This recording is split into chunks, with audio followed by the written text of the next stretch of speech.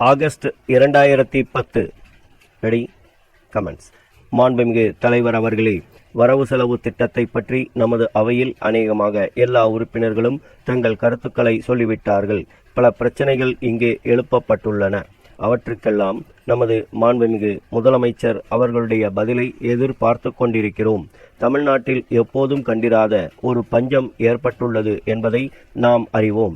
அந்த பஞ்சம் இப்படியே தொடர்ந்து இருக்காது, நமக்கும் நல்ல காலம் வரும் என்று எண்ணக்கூடிய நிலைமை ஏற்பட்டிருக்கிறது. கடந்த ஒரு வாரமாக பல மாவட்டங்களில் நல்ல மழை பெய்து நமக்கு கொஞ்சம் நம்பிக்கை ஏற்பட்டிருக்கிறது. அப்படிப்பட்ட நிலைமையில்தான் நாம் பஞ்சம், வறட்சி, வேறு பல பிரச்சனைகள் பற்றி இங்கே விவாதம் நடத்தி கொண்டு வருகிறோம். அடுத்தபடியாக இந்த மாநிலத்தில் மதுவிலக்கை மீண்டும் அமலுக்கு கொண்டு வந்ததுடன் குதிரை பந்தயத்தையும் ரத்து செய்ய முடிவு செய்திருப்பதால் நாம் ஒரு கணிசமான தொகையை நமது வருவாயிலிருந்து இழந்துவிடக்கூடிய நிலைமை நடப்பு வரவு செலவு திட்டத்தில் ஏற்பட்டிருக்கிறது. அதையெல்லாம் நம்ம அரசு எப்படி சரிக்கட்டப் போகிறது என்று எதிர்க்கட்சியில் உள்ள நாங்கள் எதிர்பார்ப்பது நியாயம்தான். இப்போது 20 கோடி ரூபாய் பற்றாக்குறையை அப்படியே விட்டுவிடுவது என்று முடிவு செய்திருக்கிறார்கள். இதுவும் நம் மாநிலத்தின் நிதித்துறையின் திறமையை எடுத்து காட்டுகிறது என்று நான் சொன்னால் அது மிகையாகாது என்றே நான் நினைக்கிறேன். ஏனென்றால் இந்த பற்றாக்குறை வருட கடைசியில் அநேகமாக துடைக்கப்பட்டுவிடும் என்பதில் சந்தேகமில்லை.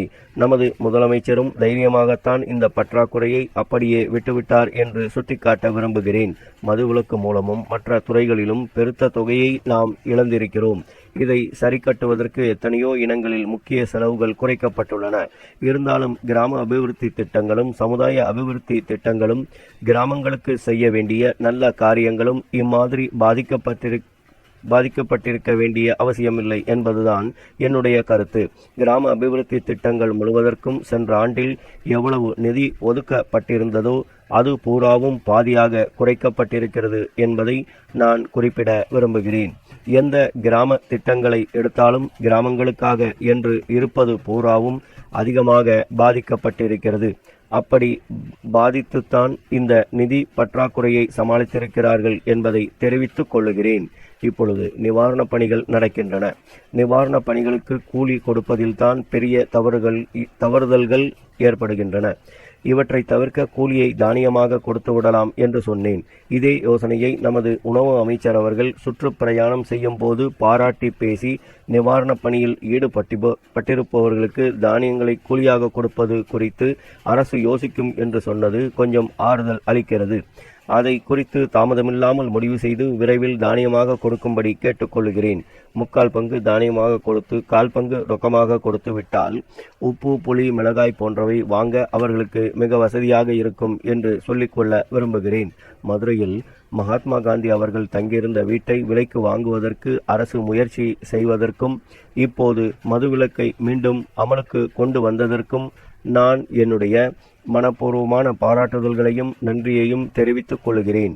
இது நல்ல காரியம்தான். நல்ல காரியம் செய்யும் போது அதை யார் செய்தாலும் நாம் பாராட்ட கடமைப்பட்டிருக்கிறோம். மதுரையில் அந்த வீட்டை வாங்கி சும்மா வைக்காமல் காந்தியடிகளுக்கு மிகவும் பிரியமான கதர் டிப்போவாகவே வைத்து அதை செயல்படுத்தப் போகிறேன் என்று முதலமைச்சர் அவர்கள் சொல்லியிருக்கிறார்கள். இது மிகப்பெரிய காரியம் என்று தெரிவித்துக் கொள்ளுகிறேன். அதே மாதிரி குதிரை பந்தய ஒழிப்பை இப்படியே தள்ளி போட்டுக்கொண்டே போவார்கள் என்று நினைத்து முதலில் அதை குறித்து முழுவதும் தெரிந்து கொண்டு பேசலாம் என்று அவரை கேட்டேன். ஆனால் அவர் இந்த குதிரை பந்தயத்தை இன்னும் நீட்டிக்கொண்டு போவேன் என்று சந்தேகப்பட வேண்டாம் என்று தெரிவித்தார்கள். இது இந்த நாட்டு மக்கள் வயிற்றில் பால் வார்த்தது போல் இருக்கிறது.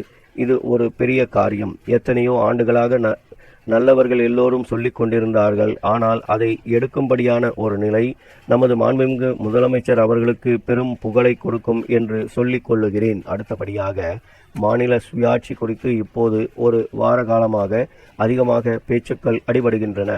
இது குறித்து எங்கள் கருத்தை தெரிவிக்க விரும்புகிறேன்.